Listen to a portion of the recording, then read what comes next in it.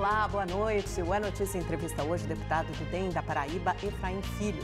Formado em Direito, ele foi reeleito para o 4º mandato em uma disputa difícil, em que mais da metade da Câmara foi renovada. Efraim Filho foi líder do DEM e conhece os desafios do velho e do novo parlamento. Seja muito bem-vindo, deputado. É um prazer contar com a sua presença mais uma vez aqui no É Notícia. Prazer é nosso, Amanda. Saudação a você, saudação aos nossos telespectadores, internautas. Uma alegria poder estar lhe acompanhando sempre na notícia que acontece no primeiro momento, analisando os dois lados. E vamos tratar aí dos temas que interessam ao Brasil, especialmente sobre o prisma do parlamento. E é muito bom, né? Quando você tem um novo governo, e principalmente um governo de oposição, a gente estava comentando nos bastidores, é uma transição, mas é uma transição pela primeira vez, depois de 16 anos, de um governo de oposição, um governo totalmente diferente ao que está aí. Então, a gente tem muito material como jornalista novo para analisar. Agora, eu queria começar falando com o senhor sobre essa reviravolta, né? Desde a última vez que a gente conversou aqui, não é notícia, pessoalmente, em 2017, o senhor era líder do partido, líder do DEM, e hoje a gente tem mais da metade da Câmara, mais da metade do parlamento renovado. O jogo político vai mudar a partir de 2019? O que muda no jogo político a partir do ano que vem?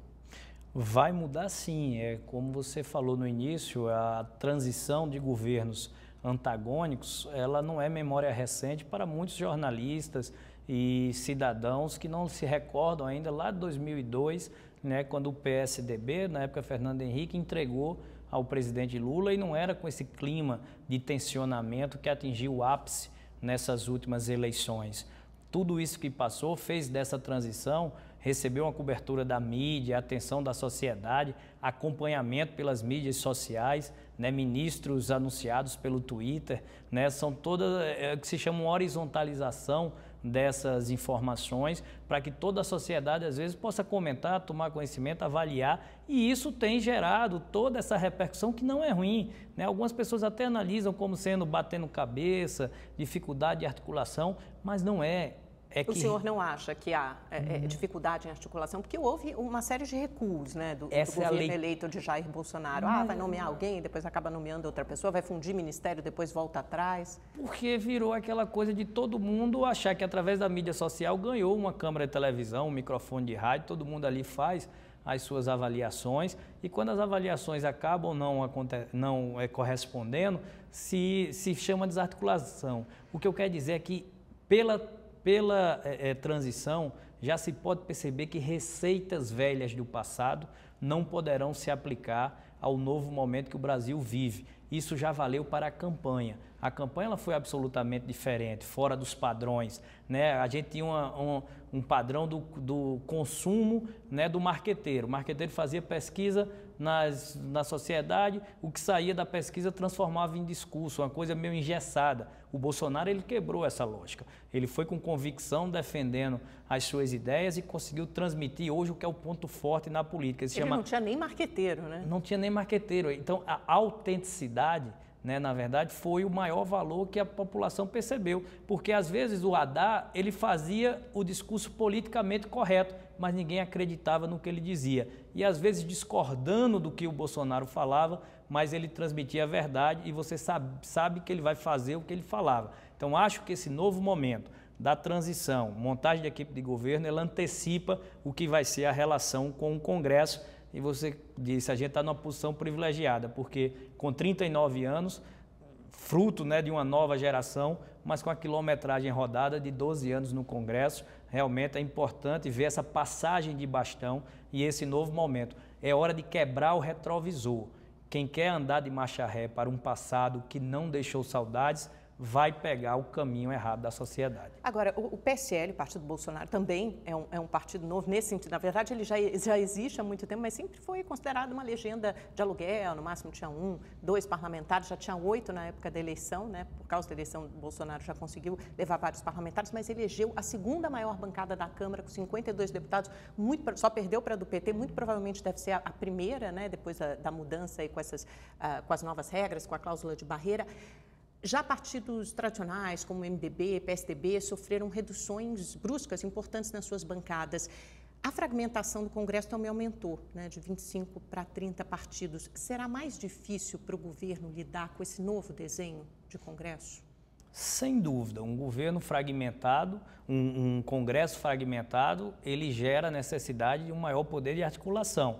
Mas a questão dos partidos já foi diferente na campanha. Você lembra da camisa clássica e da mensagem do Bolsonaro: meu partido é o Brasil. Quem sabe não é essa a mensagem que ele está querendo levar. Até para o seu próprio partido, o PSL, ele já mandou recados, né, de que não adianta o PSL pensar em querer fazer a presidência da Câmara dos Deputados. Com certeza esse é um tema que a gente vai entrar depois. Mas dizer que ele disse: olha, não é hora agora de querer fazer política partidária. Ninguém vem agora com o projeto de querer crescer o PSL, por exemplo. É hora de pensar numa agenda nacional, numa agenda Brasil. Então essa relação com os partidos, até por ter aumentado para 30, não poderia ser construída nas mesmas bases do passado.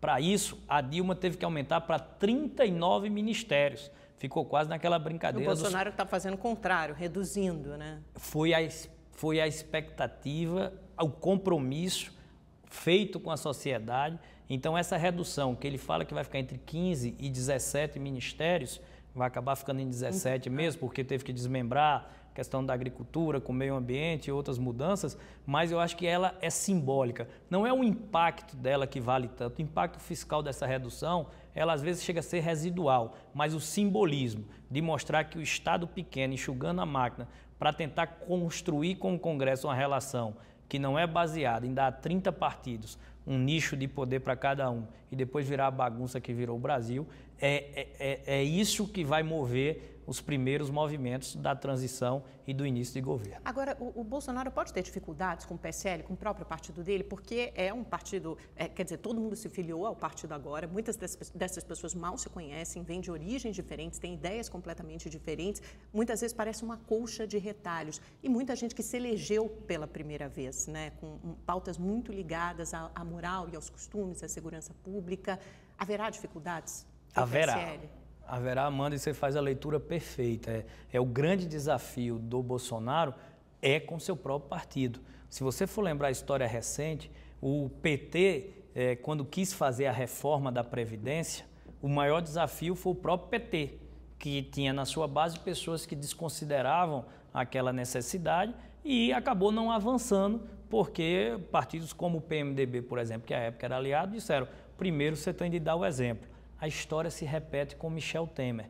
Você lembrar, na própria reforma trabalhista, o PMDB não acompanhou as ideias do presidente e ficou um ranço. Quando foi na Previdência, todos os partidos cobravam que o próprio PMDB desse o exemplo e não conseguiu dar. Se você puxar pela memória, o nosso telespectador também vai lembrar que Renan Calheiros, por exemplo, no Senado, era a maior barreira para o trâmite da reforma naquela casa, ou seja, era uma autofagia do próprio PMDB dentro do seu partido. O PSL é essa incógnita, como você falou, muita gente se elegeu na base dos likes, das curtidas, né, surfando na onda da opinião pública, porque como é que o Bolsonaro e os seus candidatos fizeram a campanha? Do ponto de vista da sociedade, muito bom, porque ora batia em Temer, ora batia no governo e ora batia no PT. Ele não trazia a rejeição nem do governo Temer e não trazia para si também a rejeição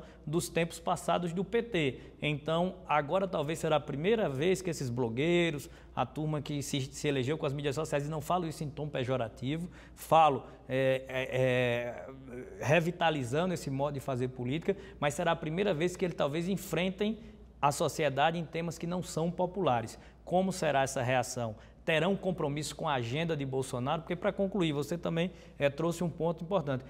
A campanha não foi construída numa agenda de propostas, mas sim numa agenda de valores.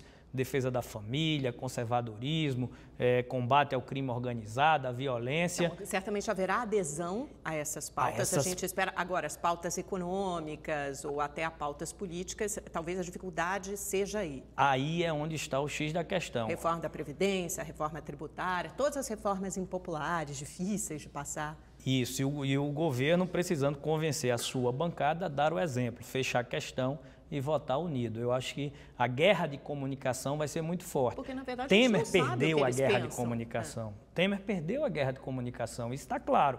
Esse é o desafio de Bolsonaro, e pela campanha ele mostrou que tem habilidade para isso. E essa guerra de comunicação a gente sabe que será travada nas redes sociais, né? Tanto Bolsonaro tem acesso a essas redes, como todos os deputados da sua base que foram eleitos e também se elegeram com base nisso, né, nas redes. Agora, deputado, como é que será essa nova correlação de forças no Congresso, com essa perda de espaço, de força, de importância de partidos tradicionais, né? A gente vê o PSDB, o MDB, suas bancadas foram reduzidas a bancadas médias, mesmo o DEM, que teve um crescimento, ficou com 29 deputados, né? Hoje fica entre 8ª e 9ª bancada do Congresso.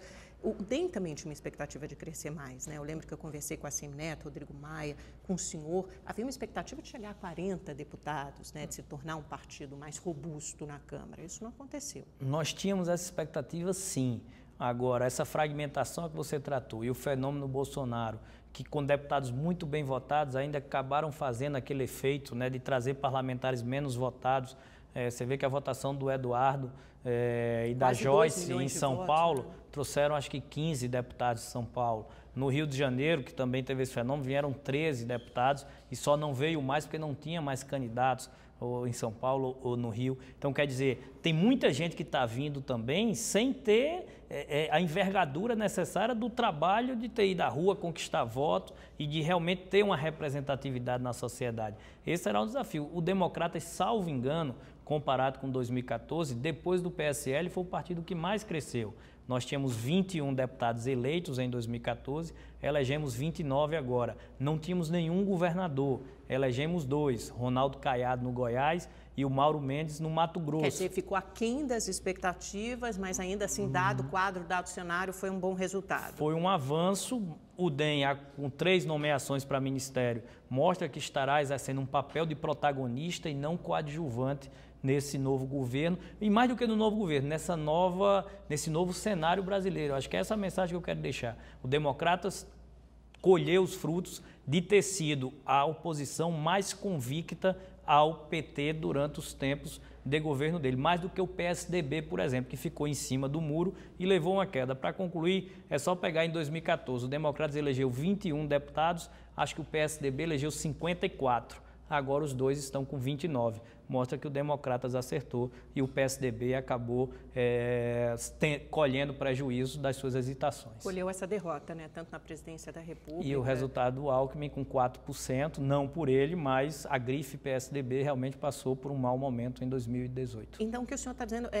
e é outro ponto importante, porque essa escolha de 3 deputados do DEM, né, que muita gente do DEM disse, o próprio Onyx Lorenzoni, mas eles não foram escolhidos por serem do DEM. Aí a gente se refere ao Luiz Henrique Mandetta, que é o ministro da Saúde, será um novo ministro da Saúde, ao próprio Onyx Lorenzoni, ministro da Casa Civil. E a Tereza Cristina da Agricultura. Da bancada da Agricultura. Aí o Onyx, mas eles não foram escolhidos por serem do DEM, foram nomeações técnicas, nomeações da cota do presidente eleito Jair Bolsonaro.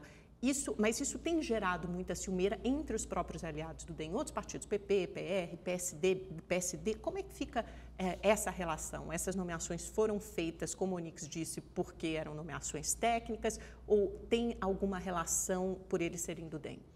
Não, os nomes eles foram técnicos, diria que eram as pessoas certas no lugares certos, mas é claro que o Democratas avaliza e referenda todos os nomes. São profissionais e deputados de extrema qualidade e de uma produção dentro do seu segmento extraordinária. A Tereza Cristina tem experiência, é engenheira agrônoma, foi 7 anos, salvo engano, secretária de Agricultura do Mato Grosso do Sul, hoje, né, a meca do agronegócio brasileiro. Então, ela conhece o trabalho da porteira para dentro. Porque não adianta colocar um burocrata lá de paletó e gravata dentro de uma sala com ar-condicionado para resolver os problemas do campo, do grande celeiro e motor da economia hoje. Então, acho que a Tereza ela traz esse conhecimento do parlamento, mas também o conhecimento da porteira para dentro, para que o Brasil consiga evoluir naquilo que faz ele crescer. O Mandetta é médico, ortopedista, reconhecido pela classe médica, tem liderança nas associações, nos conselhos de medicina e tem prestígio e conhecimento no parlamento. Vai ser essencial para que a agenda da saúde possa caminhar. E o Onyx foi um visionário. Quem pode dizer que ele está errado? Quem pode hoje contestar as habilidades do Onyx de ter visto uma onda lá no alto mar, quando muita gente só foi perceber quando ela bateu na praia?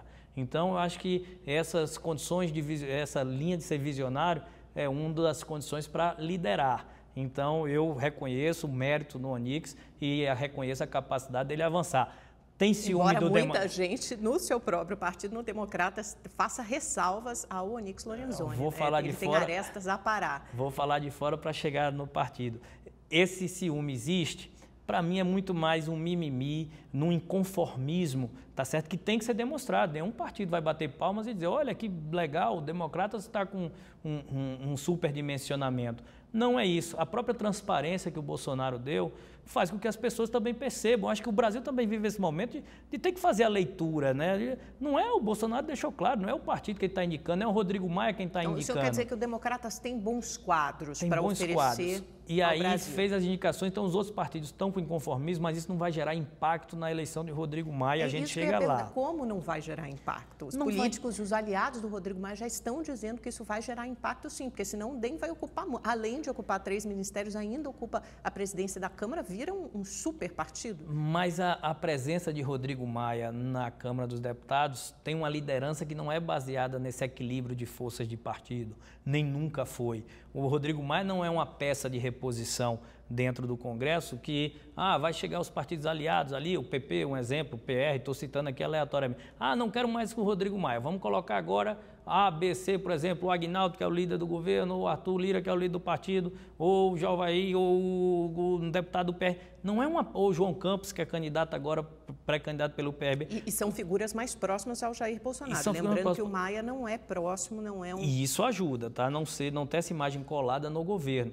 Isso ajuda a eleição do Maia. Ajuda a eleição do Maia, porque ele não é uma peça de reposição que você tira, porque a liderança de Rodrigo na Câmara dos Deputados, ela é conquistada na base da palavra, na base do compromisso assumido, na base da capacidade de diálogo ampliada, da serenidade na condução dos debates. Então não é repor um pelo outro e achar que aquela liderança, aquele grupo se mantém.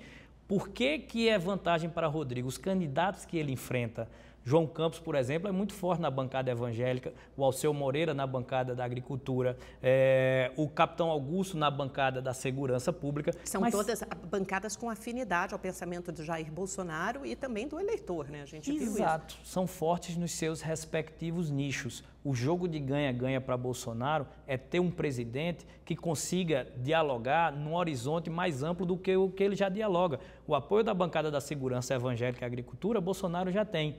O Rodrigo traz para ele essa capacidade de dialogar com o centro e até mesmo com as oposições. E isso no parlamento é um trunfo, capacidade de diálogo. Eu resumiria dizendo o seguinte, Rodrigo pode não ser o candidato preferido do PSL, pode não ser o candidato preferido das esquerdas, mas é o único que é aceito pelas duas tendências. E isso faz uma grande diferença num espaço como o parlamento. Mas será uma disputa muito mais difícil, né? Porque nas últimas 2 eleições, o Rodrigo Maia já há 2 mandatos, 2 biênios, né, consecutivos presidente da Câmara, ele conseguiu reunir o apoio, e principalmente do Centrão, conseguiu o apoio ali do PCdoB, de parte da oposição, da esquerda, mas conseguiu reunir o apoio do Centrão. Quer dizer, esse Centrão ainda existe, ele é forte, que é a união desses partidos do PP, do PR, do PSD. Como é que vai ficar essa relação para o próximo mandato?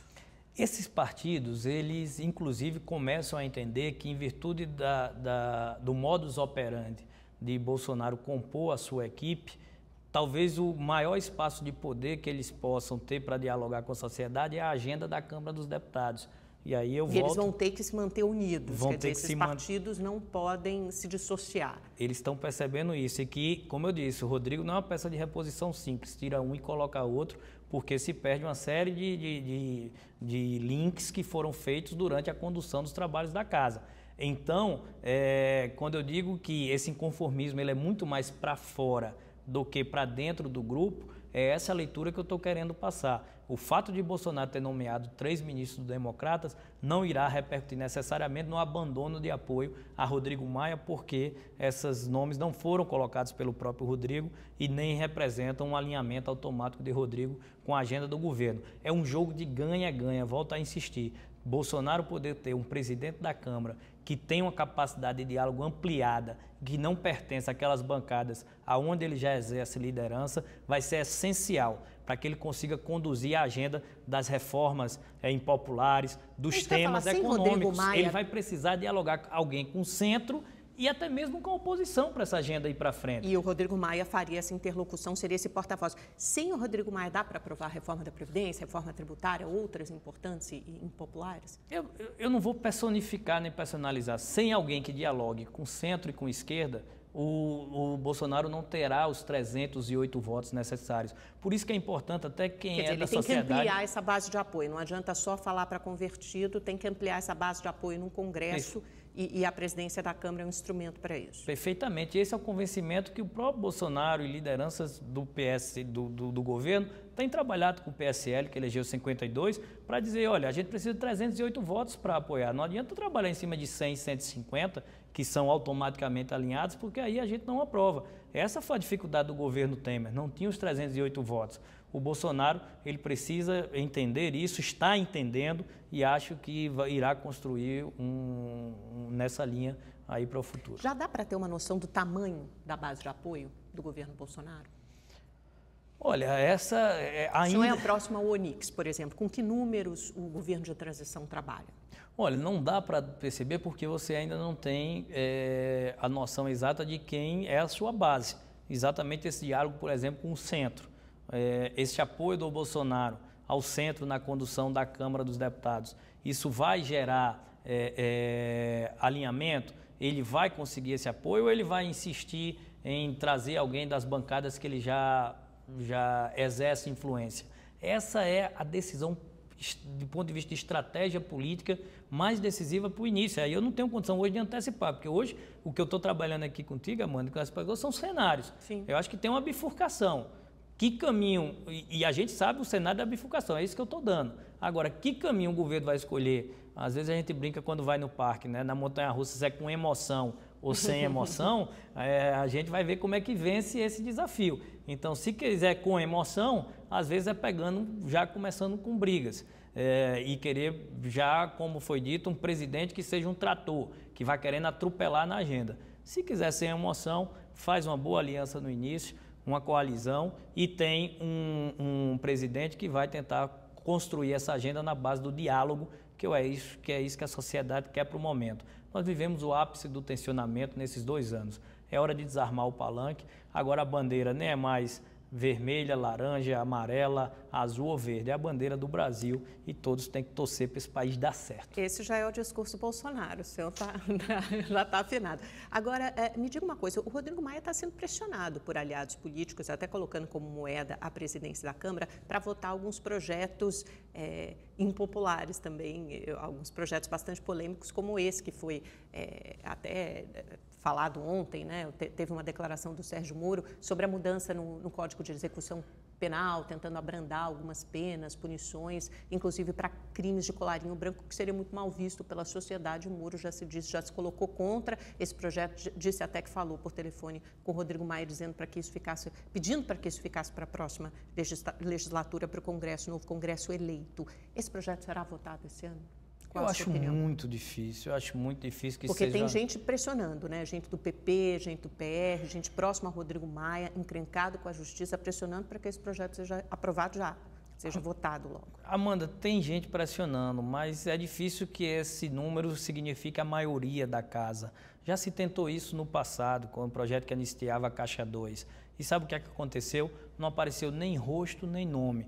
Se ficou nos burburinhos dos corredores, a famosa rádio corredor, dizendo que seria... A intenção era aprovar na calada da noite, houve uma tentativa, houve um esboço de projeto, até vazou para a mídia, para a imprensa, e aí quando essa estratégia foi colocada... Quem assinava, você lembra? Foi publicado, não tinha, sabe por quê? Porque não tinha assinatura. É o que eu estou dizendo, vontade e um grupo que deseja isso tem. Ele não representa a maioria da casa. Você tem um grupo que tem interesse direto nessas soluções, mas você tem uma outra parcela representativa, principalmente aquela que saiu vitoriosa das eleições, que não quer colocar sua digital, tá certo, em projetos que tenham essa natureza, né, de ser uma blindagem à corrupção ou algo desse tipo. Então, o fato de aparecer gente com vontade não significa que represente, como eu acredito que não representa a maioria da casa, e a chance de um projeto dessa natureza ser derrotado, caso vá a voto, é muito grande diante do cenário brasileiro atual. Como eu disse,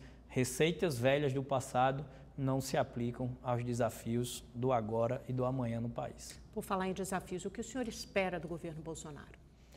Eu tenho expectativa de que ele consiga trazer uma transformação cultural para o Brasil em termos de gestão. Se for para apontar um grande desafio que está posto, é esse. A gestão pública brasileira ela ainda é ineficiente, ela não apresenta resultados, ela é gastança desenfreada, ou seja, ela não valoriza. Ainda há no Brasil um sentimento de que dinheiro público é um dinheiro de ninguém, quando na verdade essa mudança cultural que está vindo é que dinheiro público é um dinheiro de todos. As pessoas querem mais cuidado com aqueles que elas pagam de impostos, elas querem ver revertido em valores, elas não querem ver isso sendo perdido, por exemplo, em prédios voluptuários como a Justiça tem hoje os prédios mais bonitos do Brasil. Bom, né? A gente acabou de ter aí o aumento aprovado pelo Congresso para o Judiciário, sancionado ontem pelo presidente Temer, e aí derrubou, o ministro Luiz Fux assinou a liminar, derrubando o auxílio moradia. Mesmo assim, essa conta não fecha, né? Quer dizer, a gastança vai ser muito maior do que a economia. E você viu a reação de desgaste que o Supremo Tribunal Federal enfrentou. Mas ainda assim passou e o Congresso aprovou, isso foi combinado. É a agenda, claro, é a agenda desse governo que mudou com as urnas. A página virada aconteceu com as urnas. Essa é a esperança disso. O que é que se espera do governo Bolsonaro? Se espera uma página virada na história do Brasil. Mas o governo não anteviu isso e não foi capaz de derrotar isso em plenário. Exato. Né? Nem foi capaz, por exemplo, de encaminhar uma reforma da Previdência para ser votada no finalzinho deste ano. A atual composição do governo, ela é exatamente a que não conseguiu fazer com que isso acontecesse. A expectativa está depositada sobre os ombros da nova geração que chega. Mas é isso ou foi a falta de articulação do governo eleito? Não, vamos lá, são dois temas diferentes. Um é a reforma da Previdência, a outra é Supremo Tribunal Federal. Do Supremo Tribunal Federal foi a agenda que veio, um Congresso que pensa dessa forma do passado, que não vê essa questão da gastança desenfreada como desafio do país para agora. Mas quase metade desse Congresso vai estar aí de novo a partir do ano que vem. A gente espera que quem tenha ficado para trás pela vontade popular sejam aqueles que não compartilharam desse pensamento. Então, que esses novos, misturados com quem chega, e essa mescla é boa, tá certo? Um congresso de 513 pessoas novas não seria o ideal. Essa renovação foi para melhor? Você acha a renovação do Congresso? Porque trouxe muita gente inexperiente e alguns bons quadros ficaram sem mandato. Relatores de projetos, de comissão. Claro, a gente viu bons quadros ficarem pelo caminho e lamenta isso. Mas a gente tem que saber respeitar que a democracia ela é imperfeita, mas é o melhor sistema que se inventou até hoje. Então, é preciso saber respeitar a decisão das urnas. E, às vezes, não é que bons quadros ficaram para trás, mas aconteceu também uma passagem de bastão geracional das lideranças. Muita gente corrupta também ficou para trás, caiu, né? Não foi reeleito. O ficha limpa acabou fazendo com que muito ficha suja ficasse para trás. O que eu vejo dessa eleição é que houve uma passagem de bastão. Os bons quadros que ficaram para trás realmente eram quadros que às vezes já exerceram seu papel de liderança, já formularam as demandas do seu tempo e agora uma nova geração, que essa geração nossa dos 40 a 50 anos, que vem fazendo esse processo de transição, agora ocupará os espaços de destaque, preparando o terreno para esses novos que chegam. Essa mescla, né, de experiência e oxigênio, eu acho que vai ser interessante para esse novo parlamento. Agora, o senhor conviveu bastante com o Bolsonaro na Câmara, né? O senhor está entrando para no seu quarto mandato, ele teve 7. O deputado Bolsonaro era um deputado de baixo clero, né? Ele teve, acho que, 4 votos na eleição para a presidência da Câmara, quando ele concorreu nessa segunda agora com o Rodrigo Maia. É tido como pouco experiente, né? Boa parte da equipe dele também é tida como como mais amadora, pouco profissional. E o Bolsonaro ele sempre teve uma visão estatizante. Essa conversão ao liberalismo é uma conversão recente, né, com seu guru econômico Paulo Guedes. Essa conversão, primeiro, é de verdade e essa pouca experiência, o fato de ser um deputado de baixo clero, pode ser um empecilho na presidência da República, aos formalismos, aos rituais do cargo, das votações? A conversão foi de pouco tempo. Agora, acredito que até mais do que por convicção, foi por necessidade. O Brasil não pode ser mais estatizante. Não é mais nas finanças públicas que está o motor da economia. Não pode ser mais o dinheiro público que fomente o desenvolvimento.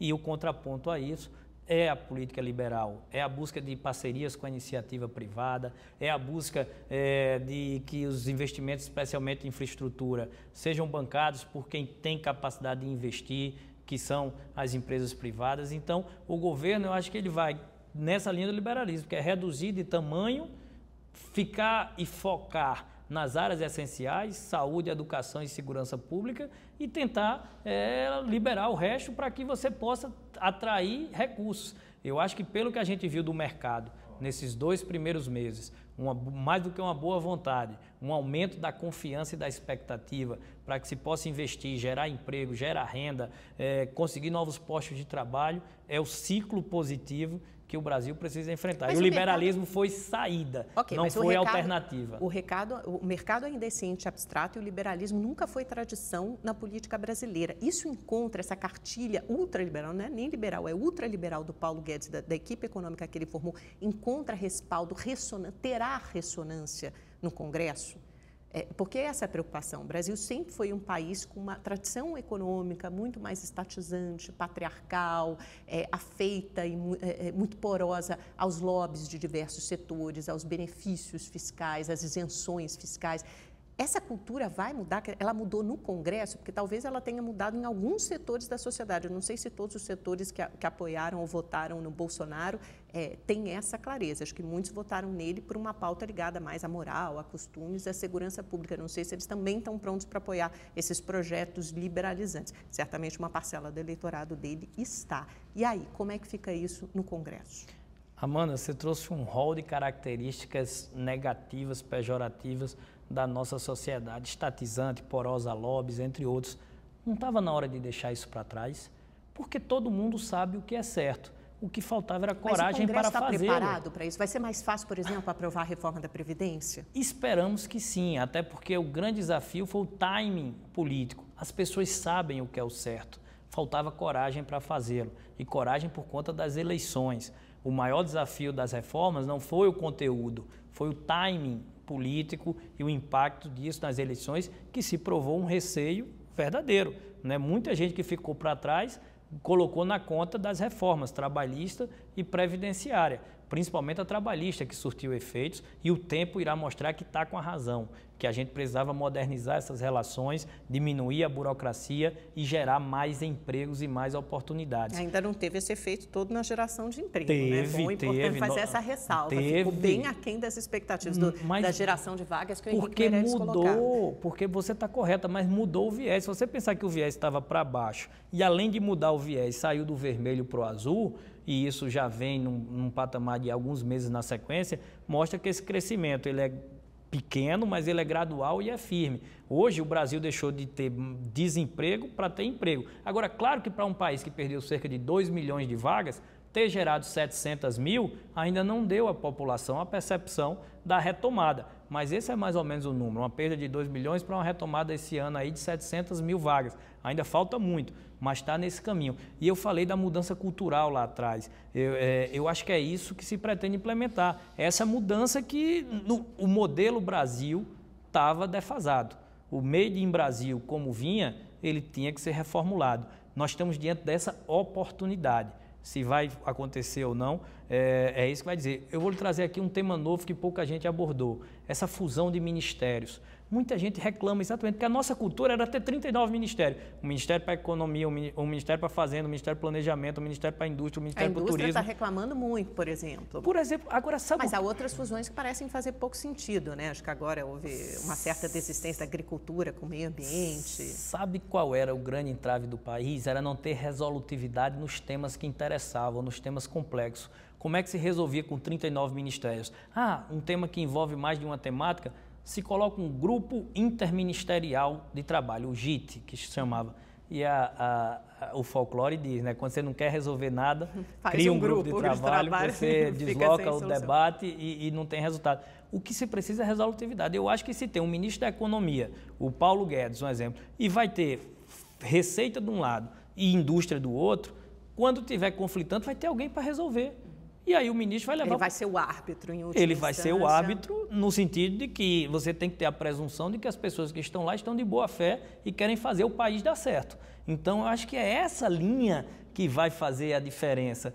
Alguém para resolver, porque a gente acostumou do Brasil pautas travadas, coisas que não avançavam, desburocratização, desestatização, regras para comércio exterior, facilidade para quem quer empreender. Por que é que uma empresa no Brasil demora 30 dias, vamos dizer aqui otimista, e lá fora conseguem fazer por 3 dias? Não é jabuticaba, é se lá fora se consegue criar uma empresa em 3, vamos criar no Brasil em 7? Né? Sei lá, na Alemanha faz em 3, mas por que 30? Pode levar o dobro de tempo, tem modelo, né? Para isso. Deputado, vou pedir licença rapidinho, porque a gente ainda tem que falar sobre um tema, talvez um dos mais importantes dessa entrevista, que é a relação do novo governo com o Congresso. Então a gente vai para um rápido intervalo comercial, a gente volta em seguida. Não sai daí, rapidinho.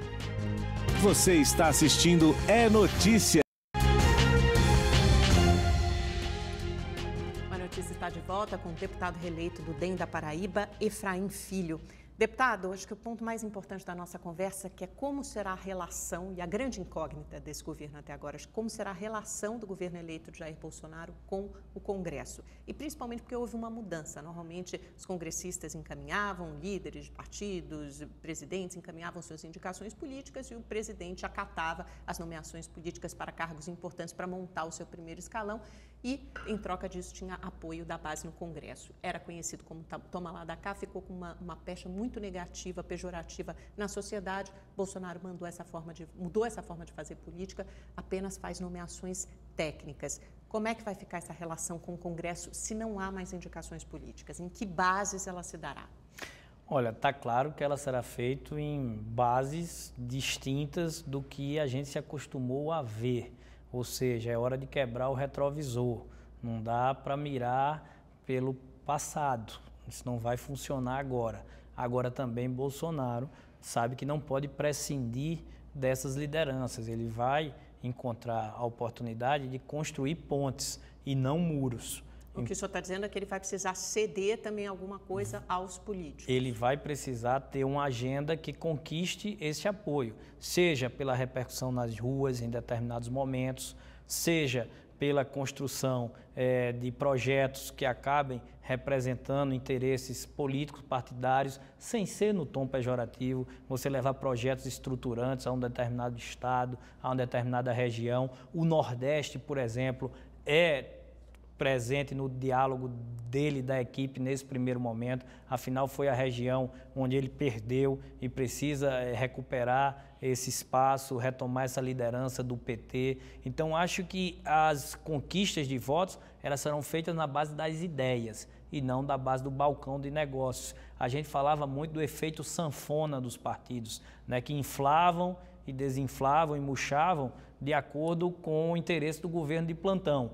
Eu acho que essa é uma lógica que está mudando, como eu digo, olhando para trás, quem falasse que a campanha de Bolsonaro feito daquela forma daria numa vitória esmagadora como foi, ninguém ou pouca gente diria isso.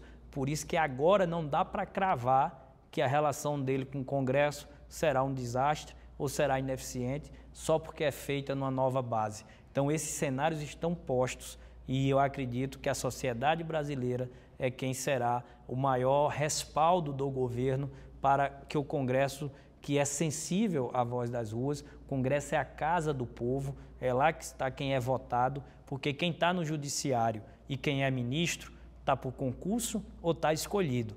Quem precisa de voto é o Congresso. Então, o Congresso é o poder legislativo mais sensível à voz das ruas. O senhor está dizendo que o Congresso é que vai ter que se acostumar a esse novo jeito de fazer política. O Congresso vai se adaptar ao novo momento e não o contrário. O senhor parece tranquilo, em paz com essa decisão, com essa nova maneira de fazer as coisas. Mas e seus colegas, os seus pares, o que o senhor ouve nos corredores da Câmara?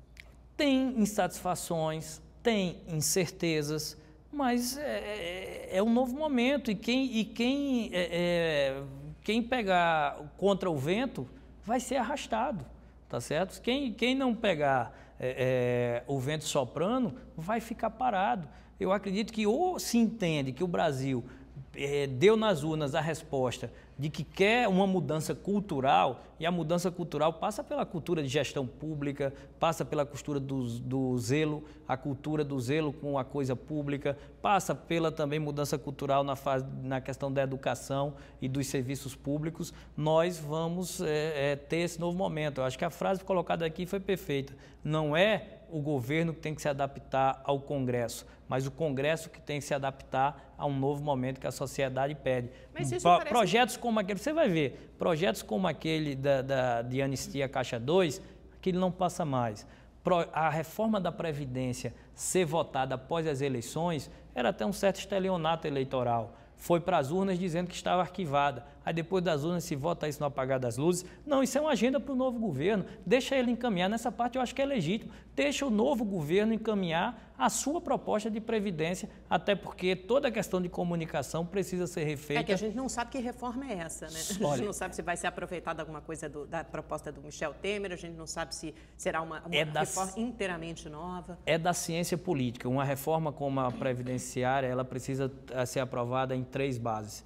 Ela precisa viver um momento de crescimento econômico, precisa viver um momento de base sólida no Congresso Nacional e de popularidade do seu gestor. Ou seja, tem que ser no comecinho, nos primeiros 6 meses de mandato. Tem que ser nos 6 meses de mandato. A PEC do teto dos gastos do Temer foi no primeiro comecinho do mandato. Talvez se o Temer tivesse invertido jogado a Previdência como primeiro tema, ela tivesse sido aprovada lá em 2016. Ninguém imaginava o que estaria por vir, né, deputado? Agora, essa lógica, essa estratégia do Bolsonaro de negociar, principalmente com bancadas, e ele fala isso abertamente, né, que ele não quer negociar com os partidos, que ele quer negociar com as bancadas temáticas. Isso é eficaz? Porque pode ser eficaz, a gente sabe, nessas bancadas com questões ligadas à moral, aos costumes, à segurança pública. Agora, em projetos como a reforma da Previdência, por exemplo.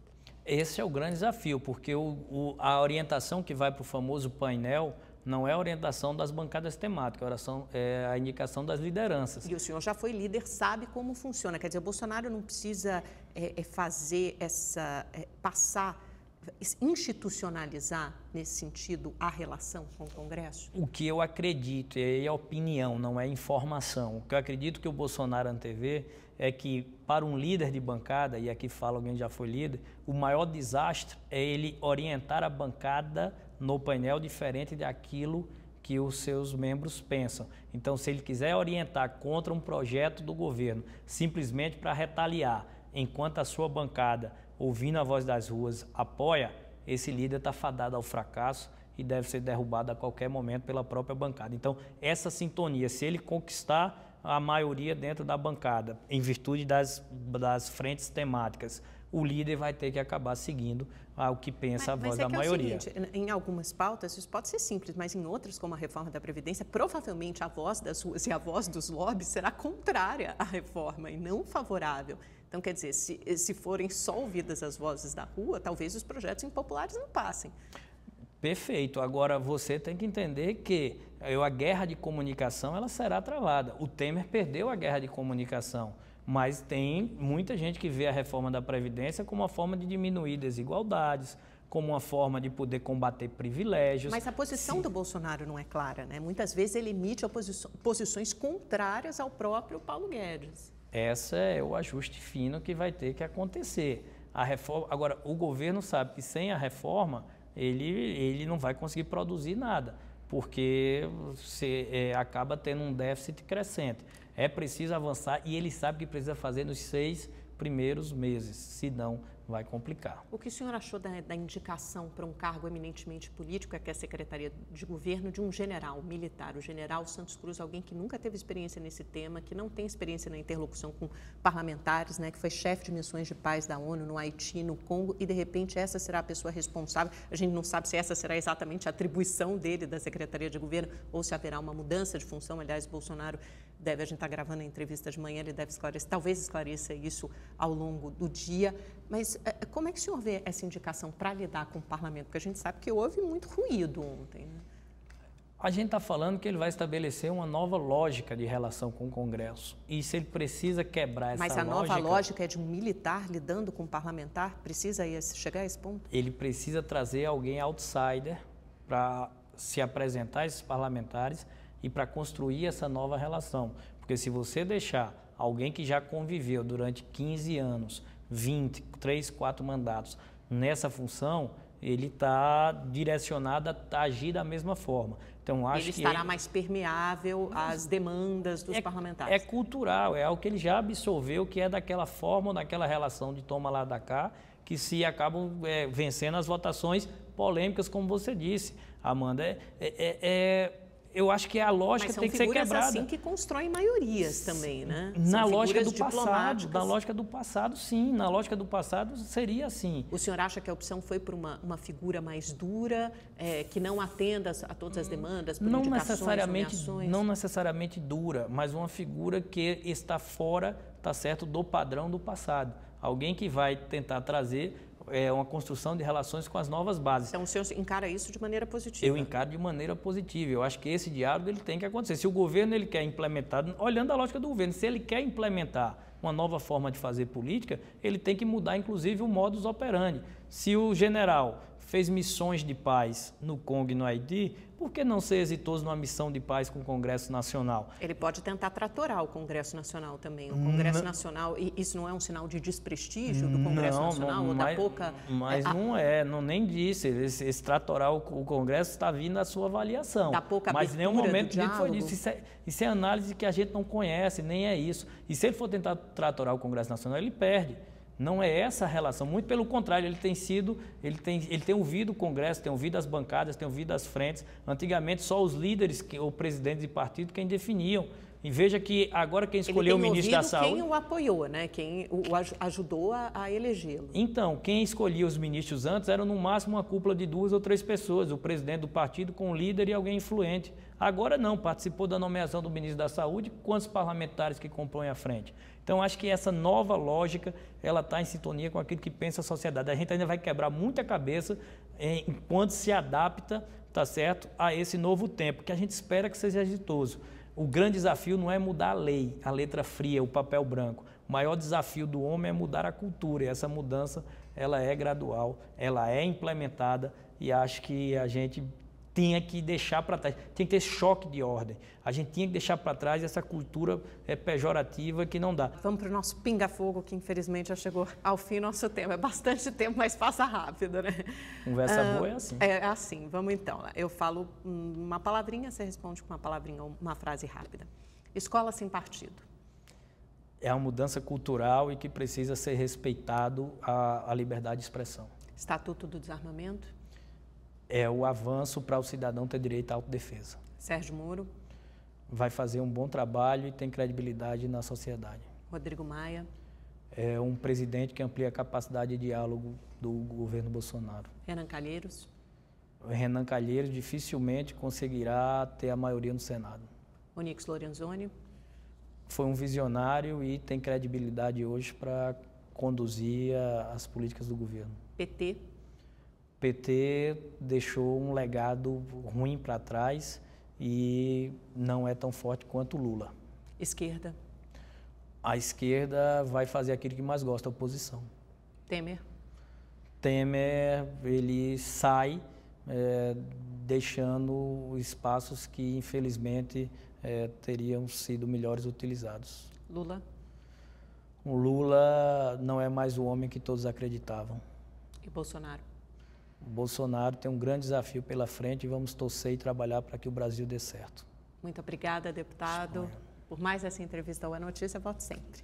Obrigado, um abraço, saudação a todos os nossos telespectadores. Sempre um prazer estar com você, Amanda, nesse papo fino com a sociedade e em sintonia com aquilo que pensa o Brasil. Um abraço. As portas estão abertas sempre. Muito obrigada a você também pela companhia, pela audiência. A gente se encontra na próxima terça-feira aqui nesse mesmo espaço, à 00:30, com um novo entrevistado. Até lá, boa semana.